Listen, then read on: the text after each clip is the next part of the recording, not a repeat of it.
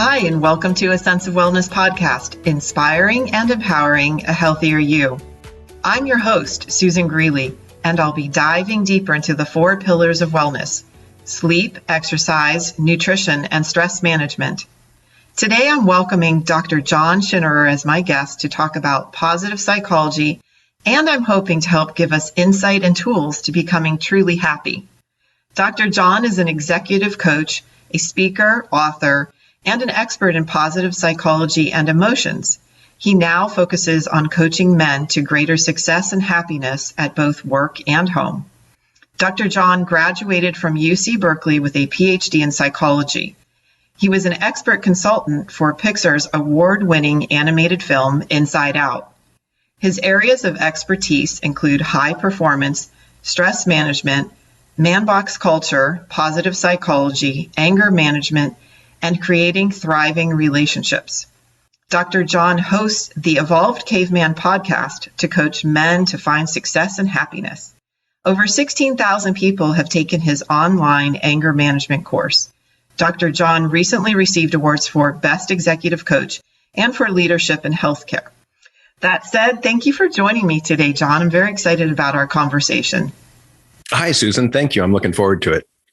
It is so necessary because people have a lot of emotions, particularly since the pandemic, that they don't know how to deal with. So we'll be talking about stress and anger and then switch gears to becoming happy. So I'll start by asking you, why did you decide to pursue a career in the field of psychology? And most importantly, did you ever think that you'd be a consultant on emotions for a Disney movie? No, I can answer the last question first. That's a big no.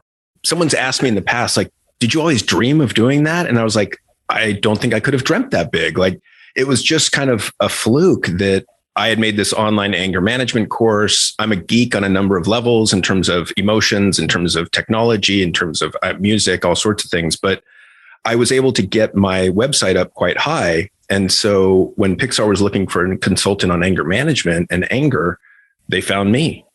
And I was thrilled to have a small part in that movie. But in terms of the question of how did I get into psychology, I majored in philosophy in undergrad, which I like to joke prepared me to do absolutely nothing in terms of making money. But interestingly, it came full circle 20 years later when I started getting into positive psychology because, Aristotle and Plato both wrote about what is the good life.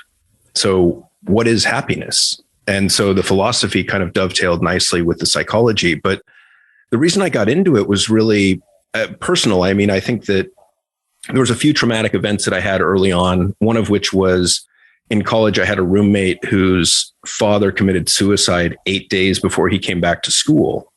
And so we were kind of dealing with that all semester long. And then I had a teacher in high school. I was student body president. She was my student government advisor. And there was some interesting psychological peculiarities there that I was trying to figure out. And then more personally for me, I wanted to get into it to find ways to manage my own emotions because I knew that in my life, the most embarrassing, shameful, stupid things I've done in my life were when my emotional mind were in charge of me, right? When you're sad, when you're angry, when you're bored, when you're excited, not when I'm calm, cool, and collected. And so I wanted to find out more about that. Fascinating. That self-awareness. And I love hearing that because it does ultimately come down to each and every one of us to dive deeper into, what makes one person happy and not another, and even being hijacked by emotions. But I completely agree with you on some of the most embarrassing moments in life. Yeah, it's when those. I think it's pretty common. It is very common, and yes, and people need help navigating that. Absolutely, and I would say at all points of our life. And you have this focus of being positively present. So I wanted to talk about that because it's really profound, actually. And how can we be positively present, John, when we are surrounded by all of these outside stressors and pressure and negativity, and it feels like it's, sometimes closing in on all of us in society in the pandemic? So there's a lot in that question. But. Yeah, I was going to say that's a huge question, but let me start out with a framework that I normally, share with my clients early on. And so think of or imagine a 2x3 grid with past, present, future. And then you just add positive and negative to those. So you have positive past, positive present, positive future, negative past, negative present, negative future. Now, that's a really simple framework to overlay on your mind to ask, where is my mind trying to take me? And do I want to be there? Because what we found in research is that the mind wanders well over 50% of the time. And normally it's to a negative past or a negative future. The negative past is the domain of sadness, depression, regret, guilt, shame. The negative future is the domain of things like anxiety, worry, stress, dread. And those emotions or going there mentally tends to ruin the emotional quality of our present moment. Mm-hmm. And often isn't really helping us out much. You know, we tend to dwell or get stuck there. And we think we're doing something helpful, but we're just kind of spinning our wheels generally. And so the negative present is more about a pessimistic interpretation of the present moment. And I always tell my clients, look, if you look for the worst in people and situations, you can find it because it's there. I mean, none of us are perfect. None of us are 100% good. And our intentions can be misinterpreted. So if you're looking for the worst, it's there. But again, it's just going to ruin the emotional quality of that moment. And so far better to find ways to lift yourself up to the top half of that grid where you're spending more time in a positive past. And for instance, one of the ways you can do that is to create a mental scrapbook of positive memories, let's say 3, where each one evokes a different positive emotion: awe, gratitude, love, joy, excitement, curiosity. And you can consciously pull those to mind when your mood is a little bit off, and it'll bump you up a couple points. The positive present's all about learning the skill of realistic optimism, which largely hinges on how to interpret either positive outcomes or negative outcomes as an optimist. And there's a number of health benefits to learning that skill. The interesting part is, and this part really fascinates me, that there's a trade-off between being more realistically optimistic and being pessimistic, which every pessimist I've ever heard, including myself at one point, would say, I'm not pessimistic, I'm realistic. And that's absolutely true. Yeah. Yeah. It's true, though. That's what's crazy about it. They've done studies and they found that pessimists see objective reality a little bit more accurately than optimists. Optimists are a little bit more dovey-eyed, pie in the sky. And the trade-off is that being pessimistic and realistic comes at a cost. And the cost is you're more miserable.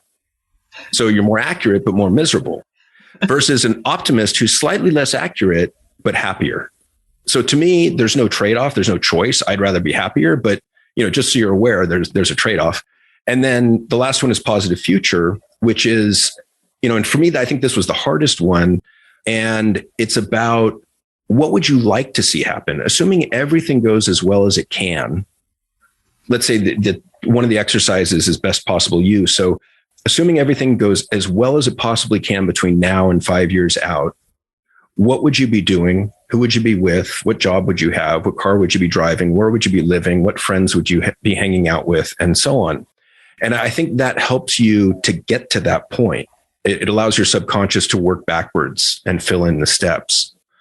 And so that's an example of just one framework that I help people with, because at this point in my career, I really don't look at myself as my mind, as my thought stream. I think most of us get enmeshed with our thoughts and our feelings, and we think, that's me, that's John. And at this point in my career, I think of myself as the entity. I'm not sure exactly how to describe this, but I think you'll get it. I think of myself as the entity that floats above my mind and can look down at my thought stream and see, oh yeah, there's that thought again of, let's say I'm an idiot, which is, there's some Hall of Fame negative thoughts, right? Some classics. And before, when I was younger, I used to get hooked by that thought, and I would look emotionally hooked, and I would look for evidence to support that thought. I'm a moron. I'm a dumbass. I'm an idiot. And believe me, I can find details in the past, memories that support the fact that I'm stupid. And yet that just ruins the emotional quality of the moment and gets me to buy into a story that doesn't serve me. Now what I do is I will observe the thoughts and say, oh, there's that thought again of I'm an idiot. Well, I've seen that before. I know it's complete and utter bullshit. I'm just going to let it go down the thought stream, and I'm not going to pick it up and look at it and engage in it. I'm loving this. I'm listening and I'm just thinking, how do you become that observer though? How do you get individuals to get to that point where you can pull them out above that negative talk? Because I see this day in and day out with clients as well, or hear it that, oh, they absolutely can convince themselves of that negative self-talk. And I hadn't thought of it that before, right? Seeking out the evidence. But how do you pull them out of that and set them on that path of becoming the observer? Well, I think the first step is awareness that, you're not your mind. And that takes a couple of years just to digest. And then I think, because sorry, I know we're not our mind and we have so much control over our mind. And I think that is where the power, I seek to empower people and help them. I think that's a new thought. Like, who are you truly? And if you're not your mind, who are you? Yeah, well, I think it's a really interesting, and that again, we go back to philosophy here, right? Because psychology hasn't even solved the issue of how does the mind emerge from the brain. The best I've heard is the mind is an emergent phenomenon that is bigger and more complex than the brain and cannot be reduced to the physical or physiological nature of the brain. So the mind is something bigger than, and so you can identify yourself as your mind, you can identify yourself as your thoughts, which is what most of us do, I think. We're not even that aware of our feelings to identify ourselves as our feelings. And then you can identify yourself as the 5-layer meat sack that you wear while you're on this journey on Earth. I actually got a t-shirt recently that says trapped in this meat sack. And it's a picture of Da Vinci's Vitruvian Man. I was like, oh yes, I have to have that. Love that. Love that. Okay. I wish listeners could have seen my face on that one. I'm like, oh, that is too funny. Yeah, it's such an interesting, not just an interesting concept. I love that you have the philosophy background and then headed into psychology. We're complex beings. And let's simplify it. We're all striving to lead, at least from my perspective, a happier, healthier life, correct? Yes, I think so. I think it's one of the things that the 7 billion people on this planet can agree upon is that at some level, we all want greater happiness. I think that we go about it different ways. We take different paths. Yes. And I think many of us are on a misguided path, for instance, pursuing wealth and power as a substitute or a path to happiness. And I don't think I've met too many men that are worth too much money that ultimately say, John, I'm freaking miserable. Exactly. Well, to me, what's the point? What is the point? What is the point? And that's what I love about the realistically optimistic or realistic optimism that you teach. And, I sought this out too on your website, how studies have shown, and I know that you work on this, that you need to find happiness first, that greater happiness leads to greater success and not vice versa. In other words, I have to be successful and then I know I'll be happy. It just doesn't work that way. Doesn't. Well, yeah. And that came from a huge meta-analysis, which is a study of studies. And I think I always believed that, like everyone else, I think that you get successful first, you make money, you get powerful, you get respected, whatever it is, and then you'll be happy. And I think the bullshit story that we're fed from a young age is, get good grades, go to the best college you can, get the best job you can, make a lot of money, get married, have kids, get promoted, make more money, retire at 65, and then you'll be happy. And yet, if you haven't learned the skills of happiness along the way, you're not going to be happy, odds are. So true. So let's help people let's dive a little deeper into the skills of happiness. Where do I start? By asking you, how do we? I think part of it is, let's talk a little bit more about managing emotions, because if you feel angry all the time, clearly you're not happy. And I know you're an expert in anger management, so I'm switching gears a bit because I have observed so much anger in the world. I feel like it's so palpable more recently since the pandemic than ever. And maybe it's just that I'm getting older and more sensitive to it. I do think that I see fewer happy people on a daily basis, and that concerns me. It should concern all of us. So can you tie the anger management, how, I don't have to speak for you. Well, and I think you're on the right path there, because I think happiness is largely about emotional management. And so, we need to learn how to manage and relate to all of our emotions, anger, sadness, fear, guilt, shame, happiness, curiosity, whatever it is. Because if we don't get comfortable and get well managed on the negative side of the emotional scale, those are going to come up and hijack us. And so I think it's a double-pronged approach emotionally. So you got to learn to turn down the volume on the uncomfortable emotions, turn down the frequency, duration, intensity, and turn up the duration, intensity, frequency of the positive emotions. But that doesn't mean to repress the negative emotions. It doesn't mean that we're trying to bury them or not feel them. It means that we turn towards all emotion and look at them as messengers or signposts that are trying to give us some sort of message or clue. And like anger, for example, might tell you that someone's crossing a boundary of yours, or something's in the way between you and a goal of yours, or someone's breaking a boundary like too close to you. And so if you can receive the message, label the emotion, oh, I'm starting to get annoyed. Wonder what's going on. Oh, this guy's a little bit too close to me. He's, in my grill, so to speak. And then you can speak to it. Hey, I need you to take a step back. I would really appreciate that. Thank you. But what we do normally is there's no difference in our mind, in our reaction between the emotion that we feel and how we act as a result of the emotion. So there's a difference between feeling anger and how we behave as a result of that anger. But normally for most people, those two are fused together. They come so fast on top of each other that there's no difference. And so one of the big keys in anger management is trying to get to increase the gap, increase the amount of time between the emotion or the stimulus and the response. And at first, it's only a third of a second.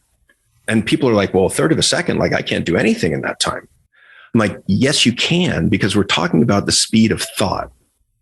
We're not talking about building a house. We're talking about thinking, dude, you're getting angry. Relax. Dude, take a deep breath. Breathe. Or you get out of here, go to the bathroom. I mean, when I first started working on anger management, I was like, going to the bathroom was my go-to. Excuse me, I go to the bathroom. I mean, people must have thought I had a bladder problem. Gee, you have a very tiny bladder, don't you? Hey, whatever works. But I think, so those are all things that we can do. And then with awareness, that third of a second becomes a second, 5 seconds, 30 seconds, and then it gets easier and easier. Wow. That's what I practice too, and stress is tiny steps, not just baby steps. Yep, but tiny exactly. steps, right? And one after another, and that's how you make it a habit and make it a practice. So, and if I may, one of the acronyms that I use is DIF, D-I-F. And I, say you remember this by asking yourself, what's the DIF? And so the D stands for duration, the I is for intensity, and the F is for frequency. So duration, intensity, frequency.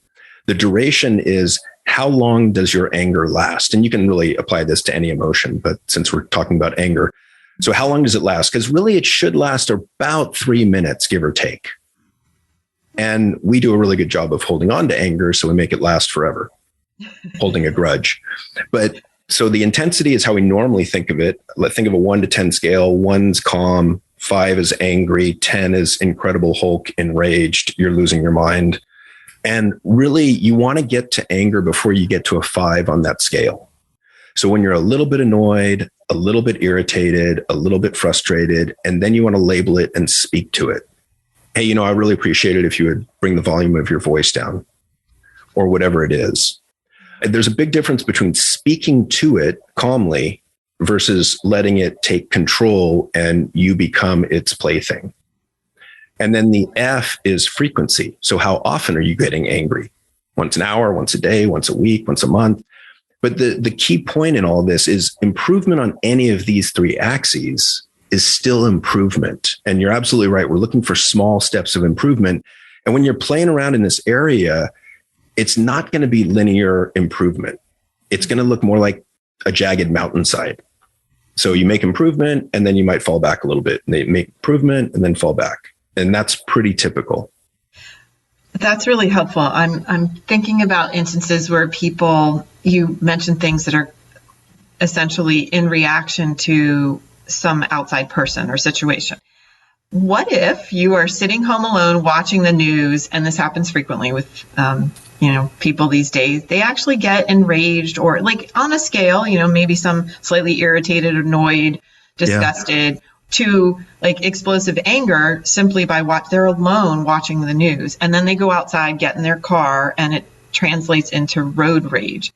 How do I shouldn't laugh about it. It's like, how do we help people when they're completely in their own world, right? And not see what I'm saying? Like, they need to have the tools themselves to stop it, to nip that. Yeah. And I think it's a really good question, because part of it is having the self-awareness or the metacognition being thinking about thinking, so that you can check in with yourself and say, where am I at? How is this affecting me? Like I used to talk to a lot of teenage boys, and I would ask them like, okay, so you're playing a lot of Call of Duty. You've got sons, you might be familiar with it, right? A first person shooter, let's say.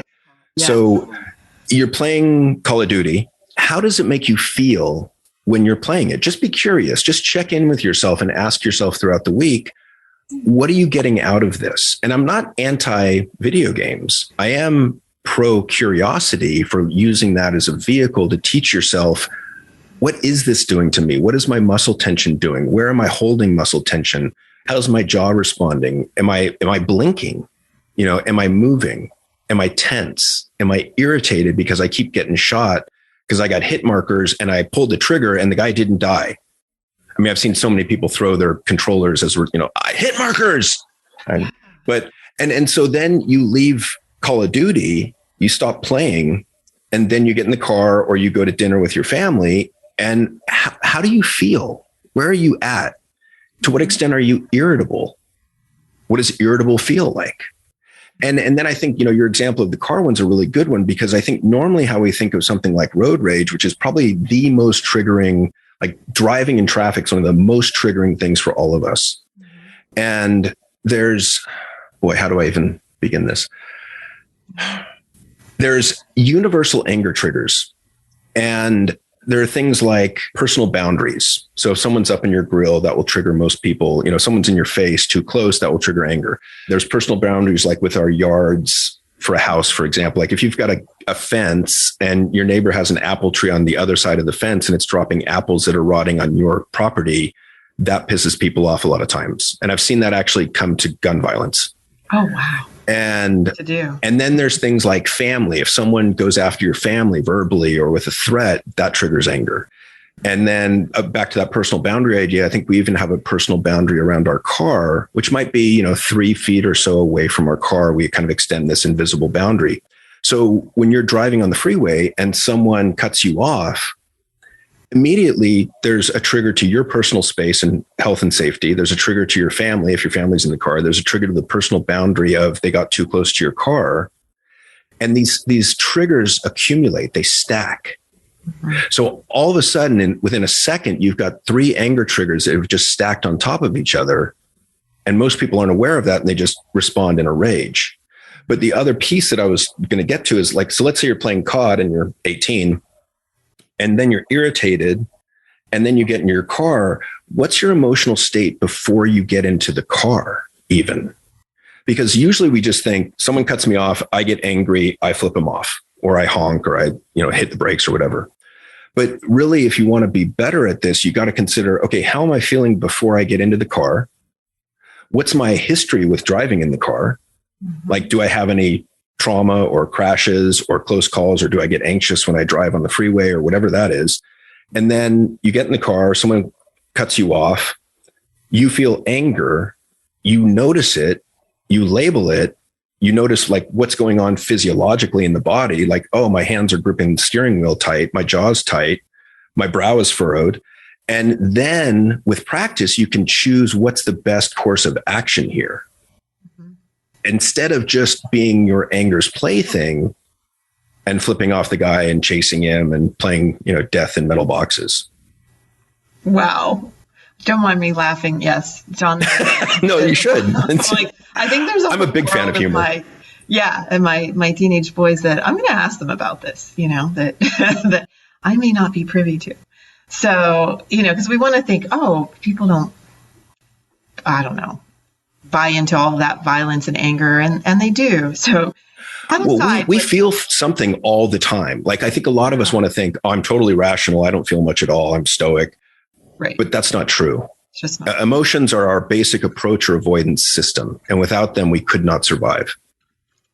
So it triggered, well, two things. To kind of summarize what we were saying about that anger situation, I think all the more important for people to realize they need to become their own observer and take a step back, take those deep breaths. I do this myself, and it has, it's taken years to get to a place where you're simply not reactive. You know how to respond once you observe, breathe, and then it changes things, and then you proceed. That aside from like feeling that physical anger, I know, as you said, there are people who think they're stoic, comes out in different forms. And shifting gears a little bit, though, because I feel as if we are in the middle of a mental health crisis. We are recording this during National Mental Health Awareness Month. The rates of anxiety and depression, at least that we know, have skyrocketed, honestly, since COVID. So do you find that maybe, is that anger in a different form? Can you speak to that at least? And also gender-wise, too, like men versus women. Yeah. Oh my goodness. Okay. So yes, the prevalence of anxiety and depression have gone from about 12% of the population at any one point in time to over 40% during COVID. Yeah, it's frightening. So if you stop and think about it, that's 4 out of 10 or 2 out of 5 people that are currently dealing with some degree of anxiety and or depression. That's right. Astronomical. So when you say mental health crisis, absolutely. And I think there's an anger crisis too, because now, we've been locked up in a sense with our loved ones, quote unquote, for 2+ years. And anyone that tends towards irritability, anger, or violence, this is not going to serve, doesn't help them. And any victims that are in that, like victims of domestic violence, they can't even get enough space to make a phone call. And we know those rates are soaring.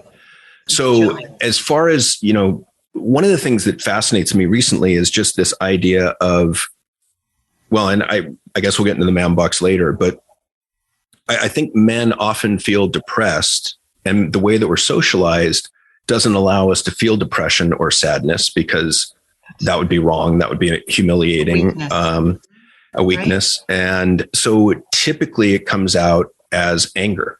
And I've known this for some time, that depression comes out as irritability in men. But check this out. You asked this question. Let me just pull this list from. This is from Jed Diamond's book, Irritable Male Syndrome. And Jed's done work on men for years and years. But so typically when we think of depression, we think of female depressive symptoms. So those include things like blames herself for problems, feels sad and tearful, sleeps more than normal, tries to be nice, withdraws when feeling hurt, often suffers in silence, maintains control of her anger, overwhelmed by feelings, uncomfortable getting praise, and so on and so forth. But typical male depression, I think we're just catching up with. And those symptoms look like this. And as I'm reading these, just make a mental note of how many of these have an element of irritability, frustration, or anger. Okay. So blames others for problems. So that's externalizing blame, which is a classic hallmark of anger. Feels irritable and unforgiving. Has trouble sleeping, suspicious and guarded, overtly or covertly hostile, attacks when feeling hurt, overreacts and feels sorry later, feels the world is set up to fail him, loses control of anger, may have sudden attacks of rage, feelings blunted, often numb. I would say that's alexithymia. Maintains rigid boundaries, pushes others away, feels ashamed for who he is, strong fear of failure, wonders, am I being loved enough, and so on and so forth. But I mean, it's amazing to me how many of those, if not all of them, have some degree of anger to them. Absolutely. And so I think we really need to start looking at male anger and irritability as signs of depression. I think there's a big dose of depression under there. Right. I literally have goosebumps.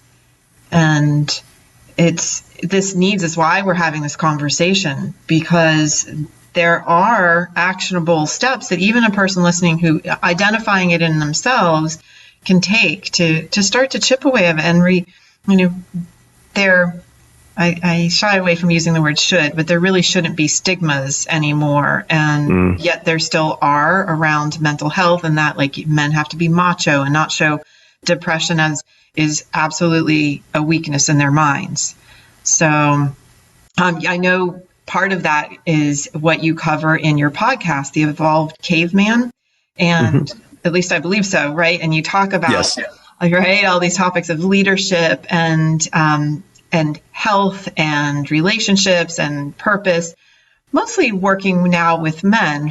And so I just wanted to ask a little bit more about the stigmas too. How do you help men get over some of these stigmas and tap into their emotions and set them on a more balanced, happy path?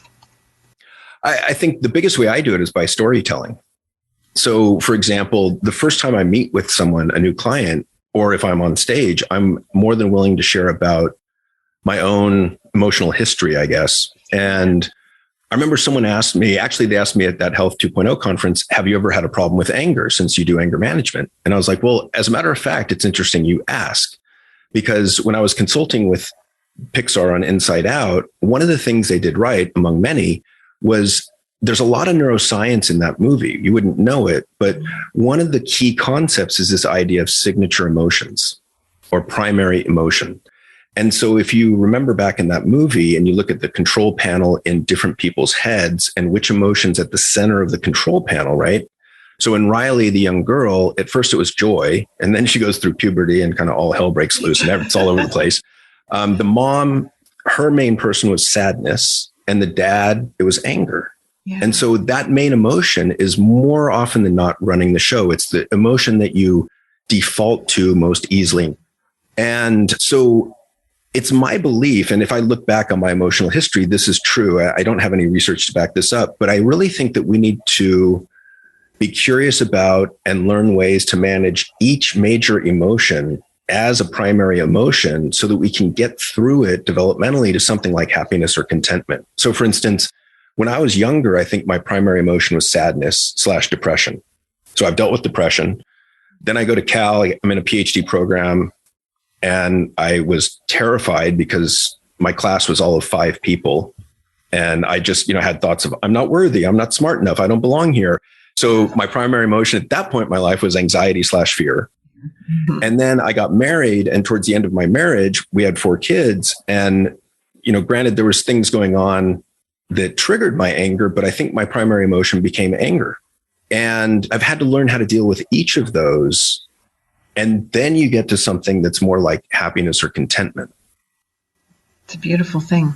I completely agree. And I don't think it's normal or right to say that you can get to that place without having experienced the negatives. It's just part of life, correct? I think so. We have to. They're just human. Emotions are human. Yeah. So to cut yourself off from them is not productive. But I'll tell all my male clients, like, look, I've dealt with depression. I've dealt with anxiety. I've dealt with anger. And, I'm a man who feels things deeply.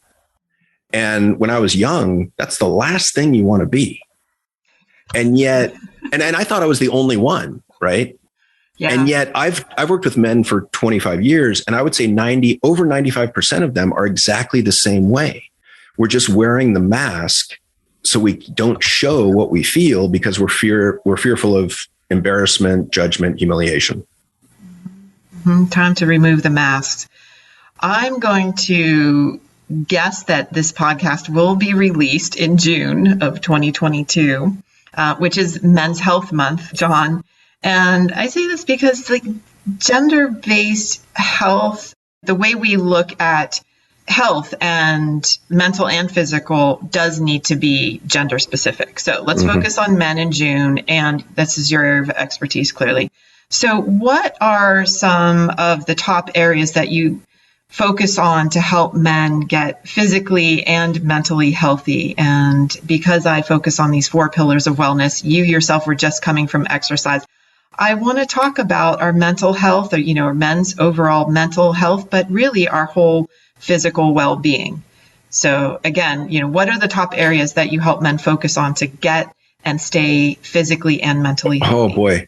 I mean, so one of the things I've realized, I think when I was younger, and so I was trying to, kind of manage my depression when I was younger, and I would learn a tool and I would practice a tool, or I would take an antidepressant, or I would exercise, and I would do one thing and I would think, oh, okay, this is enough.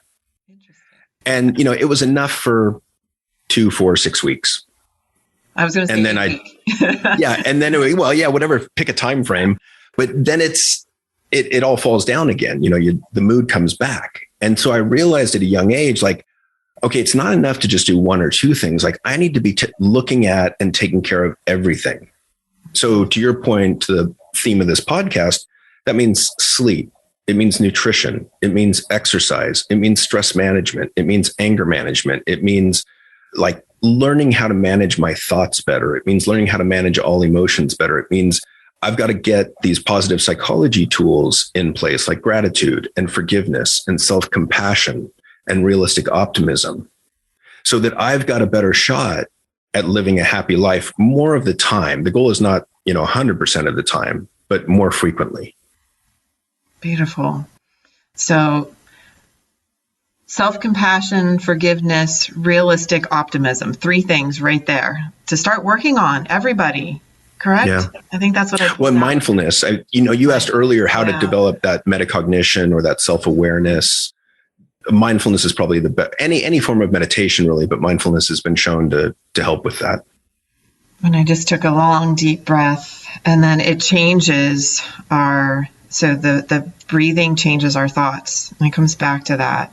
It's just, I keep thinking about how you said 50%, was it 50% of our time is spent either in negative past or negative future projections? Well, and it's funny because I remember I had an entrepreneur, highly successful entrepreneur a couple of years ago. He'd already sold 2 companies by mid-30s. So he was like, money was not a problem for him. And I was teaching him some of this stuff and I was teaching him that framework. And he goes, oh man, he's like, I spend most of my time in that positive future. And I was like, wow, that must be great. I could see where that would be really rewarding and enjoyable and pleasant. And you're coming up with new ideas and solving problems. He's like, absolutely. And I knew where I was going with this. And I was like, how does your wife feel about that? Because if you're there mentally, you're not here. And you don't know you're not here. You don't know you're not present, right? And so you're not present for your loved ones. And, we know that time and attention are the currency of relationships. And so if your attention isn't on your loved one, that's a problem. It's a small hurt. And we know relationships don't die via, large transgression like an affair. Most relationships die via death by 1,000 paper cuts. And those paper cuts are little tiny hurts, resentments, being ignored, annoyances, sadness, and not paying attention to your loved one is one of those paper cuts. Mm-hmm. The neglect. It's not intentional neglect.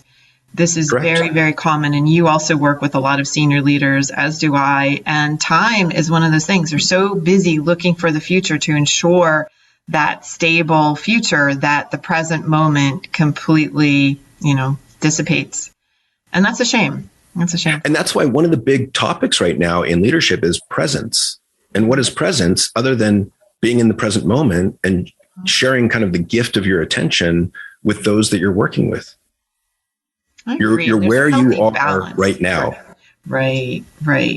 And what we do today, I said this in a recent podcast because it was Gandhi, said what we do impacts our future. What we do today directly does. However, you really need to be in that moment with, at work. And you talk about how to build happier work and home lives. Like they really shouldn't be mutually exclusive.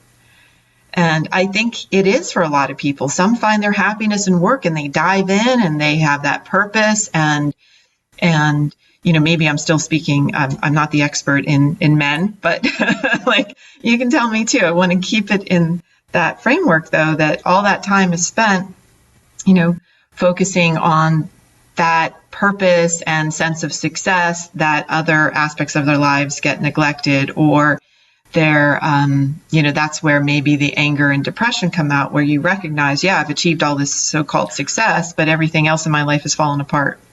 Well, can I explain the dynamic that I see frequently? And so, the man box culture, how we're socialized as well throughout our lives, but particularly as young boys and young men, one of the rules that we learn is men are the provider. Men provide for the family. And I think in general, that's a good rule. And what I've seen happen, however, is we get into the workforce, we men get into the workforce, and we're providing for our family. And we like being in the workforce because we get our egos stroked. We're listened to. We're respected. People do what we say. It's very kind of cut and dry. And I think it also leans towards the masculine in many ways. It's trying to be rational and logical. It's a facade, but whatever. And over the years, I think that we spend more and more time, energy, and attention at work and less at home with the very people that we set out to provide for. And the people at home start to get resentful and annoyed and bitter because you're not giving them your time and attention. And so this value that starts off quite pure and clean, I think gets warped and cancerous over several decades. And then, you're successful at work, but the people at home would rather you stayed at work. Ironically enough. Yeah. So that's the dynamic that I often see. I get it. Yeah, that's not uncommon. And then in that scenario, who's happy? So back to, right. My goal today is to have you give us some insight and tools into becoming happy. So I think from any point, though, people can truly create happiness within. So let's say you reach that, kind of rock bottom emotionally in your relationships, whatever. What is your best advice for saying, I'm going to start right now today and make a change? And what would that change be? Like to becoming happy, to become. I think the first thing I would do is to make the decision to be curious about your internal landscape. And by that, I mean your thoughts and emotions. And I think most men have not been given permission to do that, nor have they been encouraged. They've been kind of socialized the other way. We're kind of humiliated for dipping our toes in those waters.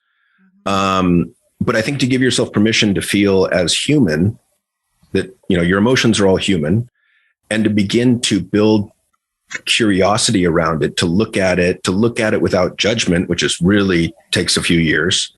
I'm still working on that one. And then I think there's a number of things you can do. Like one exercise that I love, super simple, but this builds emotional awareness and metacognition, is simply to ask yourself, ask yourself, what am I feeling right now? And see what you can come up with. And the trick to doing this, most men are kind of trapped in their heads. Their attention is in their heads because we're rewarded for thinking. But part of this is practicing getting your attention out of your head into your body. To ask yourself, what's my heart rate doing? Where's my muscle tension? How's my jaw?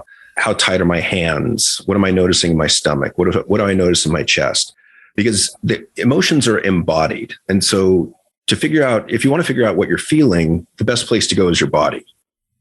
And that's a skill called interoception that you can actually develop. And it takes some practice, but it's worthwhile. And so you ask yourself, what am I feeling right now? And here's the crazy thing about this. In studies, they found that the answer doesn't really matter. You don't even need to come up with an answer. It's just the process of asking the question helps to build metacognition. So it helps you to pull back from yourself, look at yourself and go, what's going on in me? I'm taking notes diligently. Just in case you want to know what that silence. This is all stuff. They're all little tools like this. And I would consider that a tool, right? It's a research study or research informed practice. And you just keep adding to the practices that you're doing daily. And I'm trying to get as many tools as I can into my clients, because my belief is that sometimes, some tools will work and others won't. And sometimes you need to rotate through the tools. And sometimes you're like, oh man, I need to go back and practice forgiveness as a way to let go of my old anger, or my anger is pretty good right now. I need to practice self-compassion so I'm not beating myself up, or, on and on and on. On and on and on. Exactly. It's a practice. All this is an ongoing practice. Well, that's what you took the words right out of my mouth. As human beings, it is just accept the fact that it is a practice and life is a journey. And there are things, these tools that we find that are working and then all of a sudden they don't. That's very common as well. So what I was taking notes, because I love to summarize it and really give people these concrete tools. And who would have thought that first, get curious about yourself and where you are and give yourself permission to do that. And so I tell people, clients, anyone who cares to listen to me, John, I've been doing this for many, many years myself, working with clients and coaching and educating and in the area of a lot of weight management specifically. Okay. And I always start off group classes by telling why I do yoga. And it is because in yoga, it teaches no self-judgment. And I think that that is extremely important. And I tie that practice into all of my group and individual counseling and coaching, is that you have to remove that element of self-judgment. Get curious, give yourself permission, and don't judge it. And that's what it's the same with becoming that observer. And so that's why like everything you're saying resonates with me. And I love teaching people, get curious and tune into your body. And so those were two things that you said that there you go. Those are your tools. And if, you need to put Post-its on your wall to remind yourself on a daily basis. That's what I do. So that's the next step. It's like, but how do you do it? How do you put it into practice? Well, I think that the visual helps a lot of people. And so I am a fan of Post-it notes. And for some, it is listening to the podcast and being reminded, and then they take whatever it is. Those are very, very helpful, simple tools that aren't so simple. It's actually life altering. Yeah, they're simple, but they're hard to put into practice or into routine practice. And the other thing I was just thinking that I think mindset is a big piece of this as well. So one of the complaints I've heard over the years is where I get a couple, and usually it's the wife that has a growth mindset about relationship and relationship skills and tools and wants to learn to be better in relationship. Where the husband often is like, I'm fine. I don't like this. Like, love me as I am. Yeah. Fixed mindset. And it's fixed mindset. Right. And so I think that I remember I did an interview in San Francisco several years ago, and there was an intern who just graduated from Harvard. And she says, can I ask you a question afterwards? And I said, sure. And she said, I just broke up with my boyfriend about 3 or 4 months ago, and I'm just ready to get back into the dating pool. Do you have any advice on what to look for? I was like, huh. I said, yeah, I do. I said, I think the most important thing to look for you is to find someone with a growth mindset around relationship skills. Because if you have someone as a partner who's willing to grow with you, there's not a lot you can't learn to deal with. If you have someone with a fixed mindset, that is often the recipe for trouble. And so I have a talk, I think it's available on my website for free. I don't know, but it's all about mindset. So it starts off with fixed versus growth mindset. And then it looks at 4 other areas where mindset has been shown in research to have this huge impact. One of which is weight loss. One of which is pain management. One of which is aging. One of which is stress. And like the weight loss, you probably know this study. It's a classic. It's by Aaliyah Crum at Stanford, who I love. And she was a D1 level athlete. And she went to Ellen Langer, who's kind of a Hall of Fame researcher at Harvard. And she was talking with Ellen, and Aaliyah was working out, I don't know, probably 4 to 5 hours a day. And Ellen made this kind of almost snide comment saying, well, the exercise is just a placebo. And she's like, what? Like, you're saying I get the benefits from 5 hours of exercise a day because I think I'm getting the benefits? Yep, that's it. Which kind of pissed off Aaliyah. But here's the amazing part is she found a way to test that. And so she went to a national hotel chain and found maids that clean rooms all day long, 8 hours a day. And she broke them up into 2 groups. One group was a control group. The other group, she explained that their work meets the requirement by the Surgeon General for exercise, and broke down each task into calorie burn. So changing bed linens, 150 calories, cleaning a bathroom, 200 calories, vacuuming, 250 calories, which they're doing all day long. And so she just changed their mindset about the fact that what they were doing was exercise. And I think it was 2 to 4 weeks later, came back and she did pre and post measurements, and the maids had dropped weight, their hip to waist ratio was reduced, their blood pressure was reduced, and I think they were more engaged in work. So there's a lot of these mindset studies that are coming out, and you can call them placebo, or you can call them mindsets that have been shown by research to be effective for us. Either one works, but it's the idea of adopting these mindsets or interpretations that serve us. Huge. It's to me, that's so exciting and helpful and hopeful that we can change our health simply by changing our mindset. Mm-hmm.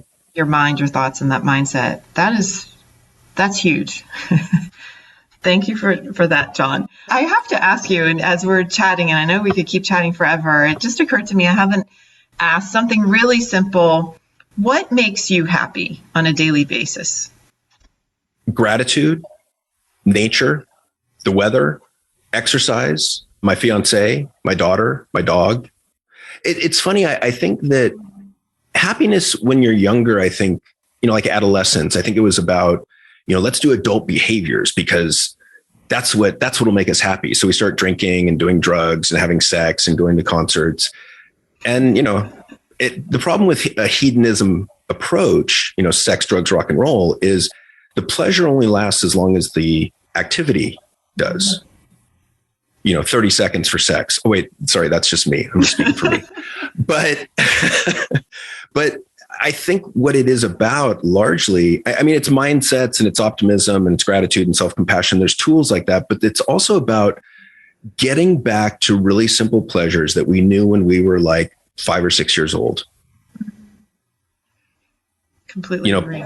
Playing in a sandbox, walking in the grass with bare feet, being around water, listening to live music, simple stuff. Yeah, we all need. It can also be things that bring you meaning in life. Like to me, being on this podcast is meaningful. So this brings me happiness. Or, talking with my clients while draining is also very meaningful for me. Mm-hmm.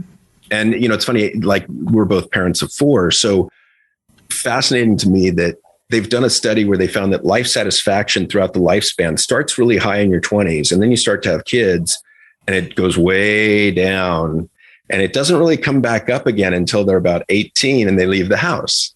So kids negatively impact our life satisfaction, but they also add a great deal to our meaning. They're very meaningful. So there's a difference between sort of happiness or sensory pleasure and meaning and purpose. Oh, and they don't always overlap. True. They don't. And I think it's important to keep both in mind, though, like focus on both the simple things. So because life purpose is a whole longer topic, I really want listeners to take a moment, maybe after listening to this or as they're listening to it, and really think of something that makes them happy in the moment. And that goes to gratitude, but you can be thankful for it, but it can really also say like this sip of coffee or my 10-year-old just coming in the door, as I told you he would during the podcast, the fact that he happily rode his bike. And yeah. Well, so riding a bike. Yeah. Yeah. Feeling the wind, like when you roll the windows down in your car. It's freedom. But so it's now that your son's here, can I talk about man box culture and that? Yes. We'll switch gears. I don't know if he's listening, but he's eating his snack. Okay. Can he hear? Probably. He's, of course. Okay, perfect. I'm whispering because that's what I do, because when I don't want him to listen, all I have to start that's when his ears perk up. Yes. Exactly. Like that. So I started out in anger management, combined that with positive psychology, worked with anger management for about 10, 15 years, and then I got tired of doing that because that's kind of draining at times. Mm-hmm. And then I started working with more businessmen and executives and realized pretty quickly that their biggest point of pain, in my opinion, was at home with their relationship, their spouse. So I started teaching them relationship skills, which led to more recent work in masculinity, which led to this work in man box culture. And man box culture is kind of the idea, it's the rules that we get about what it means to be a man. And Paul Kivel back in the 80s in Oakland started asking teenagers, what does it mean to you to be a man? And there was themes, there was repeated answers. And so there's a lot of commonalities, things like be tough emotionally, physically, mentally, don't back down, be self-reliant, which translates to don't ask for help, avoid all things feminine, avoid all things homosexual, be successful. And I think when we're younger, that's competing physically in sports, and then it becomes wealth and power. And the big one, be stoic, don't feel. And we learn these lessons so well that they become ingrained in us and part of our DNA, and it becomes the air we breathe. And we don't even realize that these things are having an impact on us, and yet they are. And if you start to look for it, you'll see it all over. And the biggest problem to me is this idea of be stoic, don't feel. And I think we police ourselves really well. So when we're younger, if we show too much sadness or fear, anxiety, stress, someone around us will say something of the following: don't be a little bitch, don't be a little girl, don't be a pussy. Now, there's other insults, and forgive me for the slurs, but this is what we get, and I think it's important to talk about. But all those are the epitome of the feminine. They all are saying, don't be female, don't be feminine, don't be a girl. And I don't think it takes many times of receiving that before we kind of hop back in the man box and we're like, wow, I'm never showing that again. That's embarrassing. That's humiliating. I don't like how that feels. And on the other side of the spectrum, if you show too much joy, love, excitement, romanticism, flamboyance, God forbid, you get something like, dude, don't be so gay, or don't be a again, I apologize to the homosexuals listening, not meant to be a slight. But again, you jump back in the man box. And so what are we left with that we can publicly display without fear of humiliation? I would say it's three things. Lust, the classic, think of the construction workers, howling at the women as they walk by. Stress, because if I tell you, Susan, I'm so stressed, it kind of says I'm busy or important. And the big one, anger. So some degree of irritability, anger, frustration. And so most of our emotions get channeled through that anger lens. And, if you ask yourself what's underneath the anger, it could be, sadness, it could be anxiety, it could be guilt, shame, embarrassment's a big one. But it flips in about a third of a second to these other emotions, and from these emotions to anger. And the problem with anger, the basic anger dynamics are things like, if I'm really angry at you, I'm externalizing all blame onto you. So it's all your fault. So I don't have to look at myself and say, well, gee, maybe I should have said that differently, or maybe I should have done this differently. It's more like, wow, if Susan would just stop being such a fill in the blank, I'd be fine. I wouldn't be so angry. Right. And that's a real problem, right? I mean, because if I'm externalizing blame all the time, or the vast majority of the time, how am I ever going to introspect and look at myself and say, wow, I really need to work on this. This is a skill I'm suffering in, and I need to get better at this. Right. You simply can't, because that's the habit you've created, and you don't know any other way, unfortunately. Wow. Yeah. And so we know, there's research studies that show that the degree to which we subscribe or believe in these man box beliefs, we have more miserable relationships. Sad. Well, it's time to turn things around. And that's why we're here and we're talking about it, because every personal relationship each one of us has does impact the rest of the world. Yeah. Right. And it's really true. And as we look to improve relationships, everyone benefits. They say that with your personal self-care and, put on your own life vest first. Well, it's the same with relationships. It really is. Yeah. I mean, there was a study that came out of, I think it was Yale a few years ago, that showed that, emotions are contagious. So we can pick up emotions from other people. And our irritability, it not only affects the people that we directly contact that day, but a circle removed from those people as well. Same thing with happiness. So there's a ripple effect to these emotions.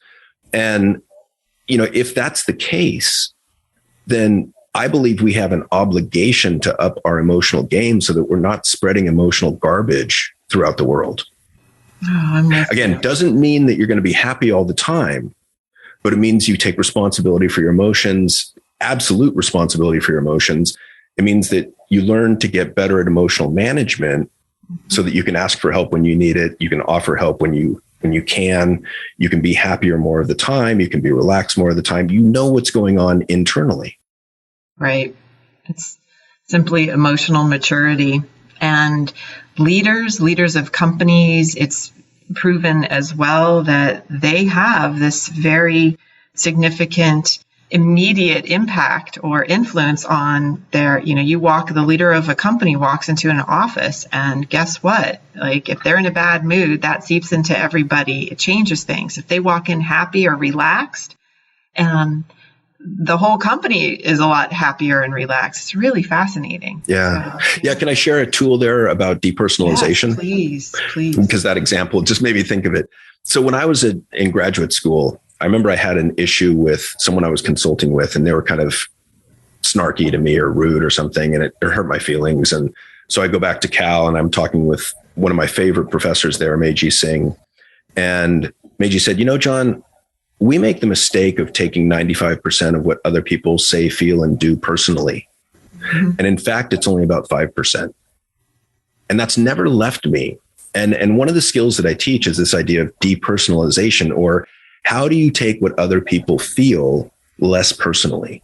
So if you use that example that you just gave of the boss walking into an office and he's noticeably annoyed or irritated, right? And everybody around on that floor picks it up. And he walks into his office, slams his door, gets on his computer, starts doing email. Mm-hmm. Most people are thinking, oh shit, what did I do to piss him off? Mm-hmm. Oh, he knows I left 5 minutes early yesterday, or he hates the report I just gave him. We personalize it. They are taking it. We make his emotions about us. Yes. Big mistake, because I can come up with 600 other reasons, other interpretations as to why he's annoyed, right? His wife just left him. He just got in an argument with his wife. His teenage son's on drugs. His teenage son crashed the car last night. He got a flat on the way to work. I mean, it goes on and on and on. And it's far better to pick the interpretation that serves us emotionally, yes, than to take it personally without any awareness. It's much easier said than done, but also it's a practice. It is a practice, and also in self-preservation, and just that back to awareness and tuning in. You said that yourself, and I think most of us, at least I'd like to believe, are very sensitive, girls and boys. I agree. Women, right? And so when you are, that's really a life skill to learn, is how do you separate? I still work on that, and I work on that as a parent, and I work on that as a coach. Like, how do you separate other people's moods and emotions from your own and not take things personally? And it's one of the most important things I think we can work on coming to this place of balance and accepting others and their moods and emotions, and not reacting to them as well. But I'm probably digress on that one. There's so much. That's how it happens in the field of emotion. It's all tangential. Yeah. It is. It absolutely associative. Is. And I love it. I love it. We could continue to talk all day. I do have to be mindful of your time as well. So I guess on that note, this is really, you've given so many fabulous tools, and more than beyond the tools, a lot of information to reflect on, I think, for everybody. And that's right. I hope also one of your goals too. It's so important to start Absolutely. To have these conversations and change the narrative, and, change the indoctrination of, also, as a mom to 4 boys, you and I were talking about this beforehand. Yeah. And there's still a lot of work to be done. And I loved hearing you present. For listeners, that's how, I met you at a conference, and hearing you speak about the man box culture, and it just really resonated with me. And again, let's keep the conversation going and helping people improve themselves and their happiness and their well-being, and empowering people to get there, both men and women. So that said, I have 2 more questions for you, John. Okay. One I ask of all of my guests, and that is, we kind of already touched on it, like what makes you happy, and to further that, what is one thing you're grateful for today? Well, when I talk about gratitude, I talk about 3 layers of gratitude. So there's gratitude for the obvious, gratitude for the less obvious, and then gratitude for your biggest challenges in life. And I think, again, it takes practice to climb that scale. Gratitude for the obvious stuff for me, I'm grateful for the clothes that I wear. I'm grateful for a roof over my head. I'm grateful for work that I can do in my own environment. Gratitude for the less obvious stuff, I am grateful for my physical health, the ability to walk on my own, to feed myself with a fork, to think my own thoughts.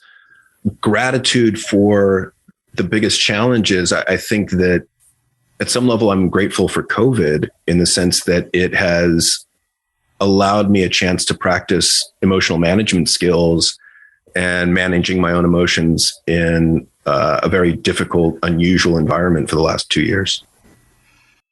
Well, thank you, John. I think that was my favorite part of our conversation, just hearing that. And because that reframes a very difficult time in everybody's life over the last 2 years. And there is some gratitude in there that we can focus on. And I, for one, see a very positive path ahead. So thank you. I'm very grateful for you being here with me today. I've loved our conversation. And my final question is, where can listeners find you? How and where do you want them to find you? Oh, thank you for asking. And the Evolved Caveman, the podcast, is on, I think, all the major podcast platforms. You can find out more about the podcast at theevolvedcaveman.com. You can find out more about my individual work at guidetoself.com. And my fiance and I just put up a page advertising that we're doing a couples retreat in Costa Rica in 2023. And that is available at ultimaterelationship.com. I thought I saw something about that pop up on LinkedIn. I couldn't remember. So thank you for mentioning that. Say it again. What is the ultimate? Well, we had one in 2021 set up and then COVID scuttled it. So now we're trying again. It's called The Ultimate Relationship. And it's not just for people in couples. It's also for singles. If you want to be better in relationship to yourself or in a relationship to another, we're going to be teaching a bunch of skills at it's a crazy cool high level resort in Costa Rica with next level body workers like masseuses, and it's a blast. We went to one with Dan Millman there a few years ago, and it was just like mind blowing. So we're looking forward to doing it again. Fantastic. Oh, well, I'm sure you're going to get a few people registering from that, just that description. Count me in. So thank you again, John. This was fantastic. And thank you for having me. I really appreciate it. Yeah, keep going. Keep doing what you're doing. So thank you again. Absolutely. My pleasure. Thank you for taking the time to join me and listen to this episode. Listeners can find more information and also subscribe to the Sense of Wellness podcast at www.ccphp.net/SENS/podcast. That's www.ccphp.net/SENS/podcast. This show is brought to you by Castle Connolly Private Health Partners. We are a concierge medicine organization that partners with exceptional physicians to deliver an unrivaled healthcare experience while also empowering our members to achieve their optimal well-being. Be sure to listen in next time to the Sense of Wellness podcast, and remember, simple daily habits matter most.